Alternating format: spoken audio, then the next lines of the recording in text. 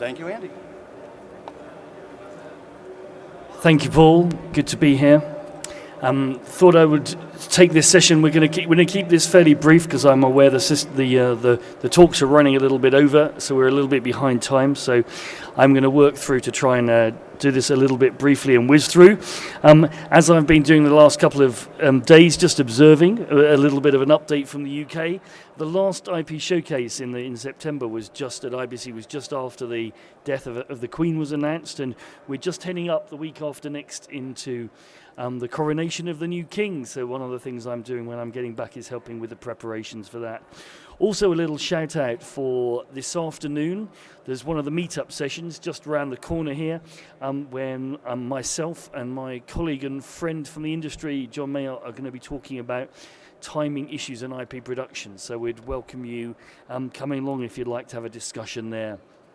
Before I jump into the actual case studies themselves, just want to give you like 3 or 4 minutes of context. First of all, what are content producers looking to do?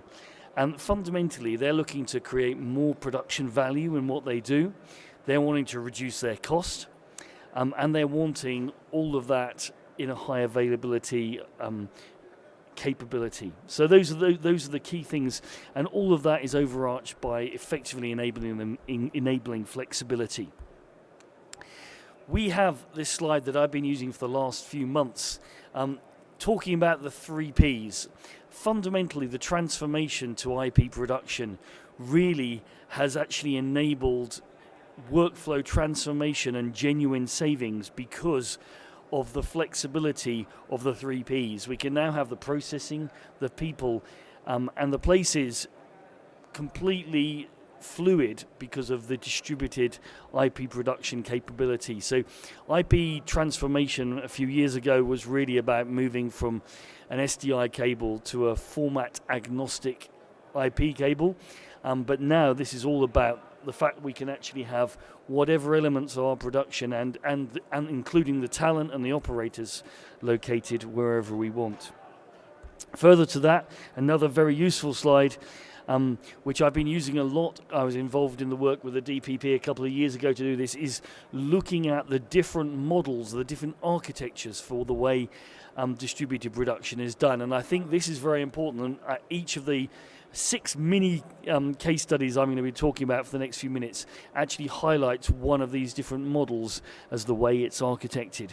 We've actually even put in, from the work we've been doing with customer deployment, some additional models there that demonstrate the other scenarios or the other topologies of remote production that we use. So that's bear this slide in mind as we go through the next few elements.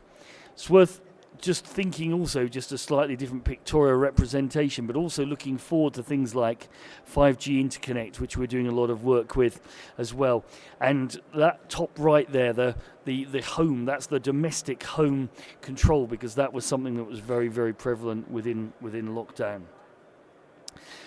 One other tool which actually in the toolkit that we've been using to deploy distributed production solutions is that of what we call control plane federation. That's been incredibly important because one key element as we look at distributed production that's very important to people has been the autonomy, resilience and security of each individual facility.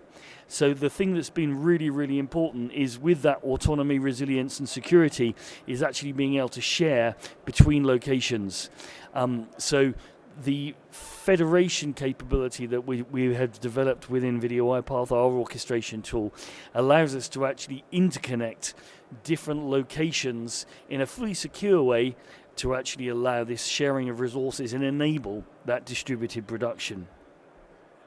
Just goes without saying, that also applies into the cloud as well. So it's not just a terrestrial orchestration, but both the orchestration tools, etc., and the federation capability are equally applicable in cloud infrastructure.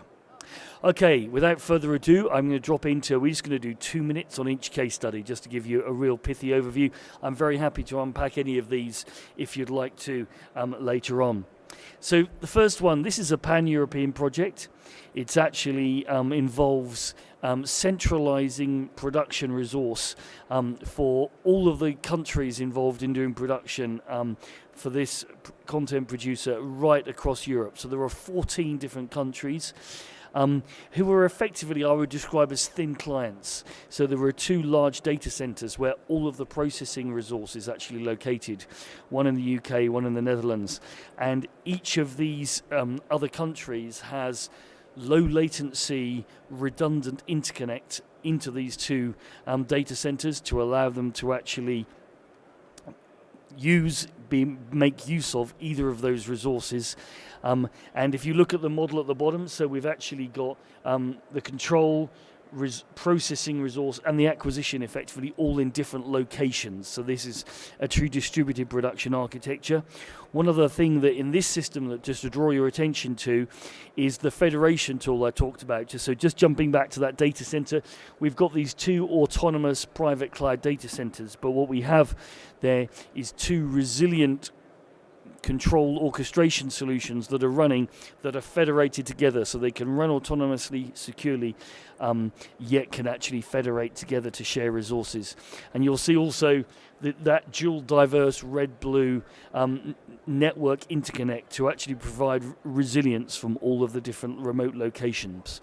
So that's one of the topology, that's a big one. I put there the largest in the world because I think at the moment we've got upwards of 200,000 endpoints in the connectivity.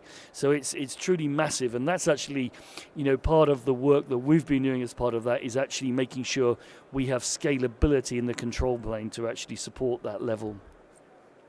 Next use case, very, very briefly, is follow the sun production. So this is another example of people actually saying, let's make use of our people resources in time zone through the globe in the most appropriate way. So the concept here is 3 follow the sun centers. The first one is in Dublin.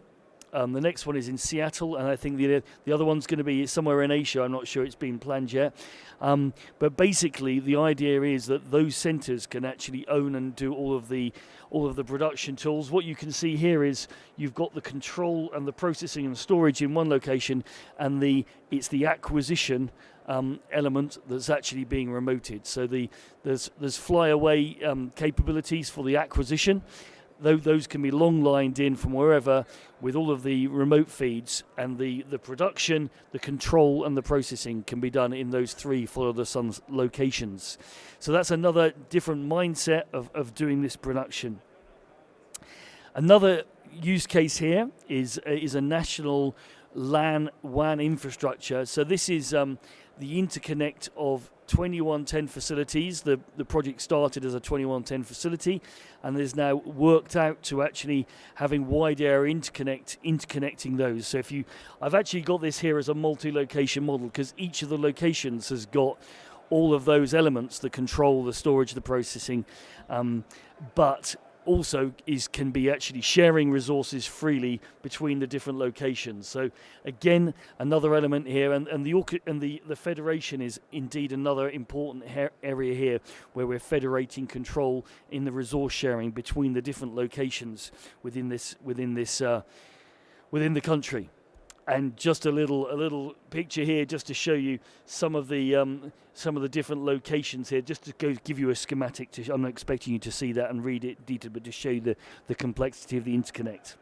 This next case study is an interesting one because it's a more traditional IP facility, but actually, to keep resilience and autonomy between the different elements of the IP facility, there was a desire to do federation within a facility. So we've got here, this is a classic, original, if you like, on-location production scenario where you've got the acquisition, the processing, storage, and the operation all co-located. So quite traditional. But to create this autonomy, resilience, security segregated completely between the control rooms and studios, the playout and the MCR areas, they elected to have complete isolated control planes between those different areas. So that's actually a different spin on the isolation and the security between the different areas within that facility. This next one, number 5, we're whistling through these, so we're going to get our time back, I think, for the schedule today. This is multi-organization federation, and basically what we have here, we have a content producer who's actually doing a lot of sports events. They have a baseline of capability in-house to do production, but they also have, when there's peak demand, the need to outsource some of the production, the remote production, to other production companies. So what we have here is the scenario where through the service provider that's actually providing some of the interconnect here, we have, and I'm just going to put this diagram up to show it possibly slightly better, we have the ability for the venues to be fed into or connected into these other production companies to allow them to actually service the production requirements for specific events, whilst the end user, the end content producer, can actually do the production that they're able to handle in-house. So this is actually straddling several of those elements that we've talked about. You've got remote acquisition in all of these cases.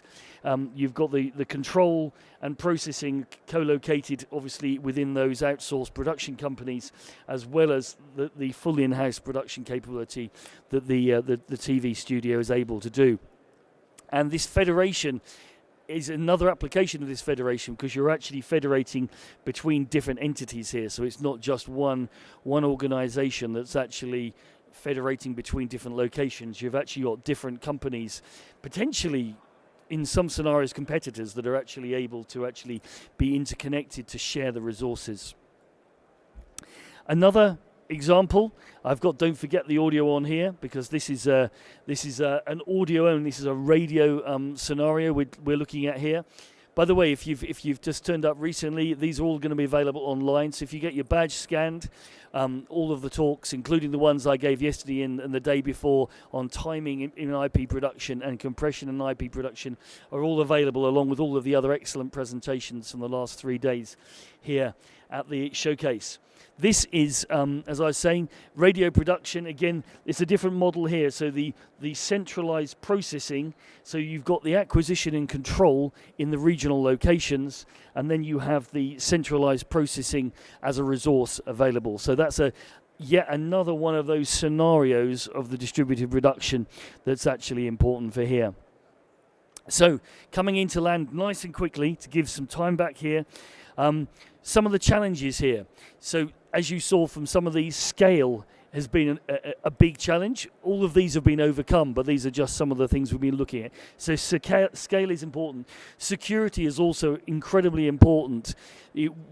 Security has to be both the first and last thing that's being considered as these designs are created, but even more important as we start interconnecting things, because we're interconnecting into the big bad world, if you like, as we long line and go through things. So we're having to be secure about and the federation tools that we've been talking about in the control plane allow us to provide that security alongside the flexibility of the distributed production architectures.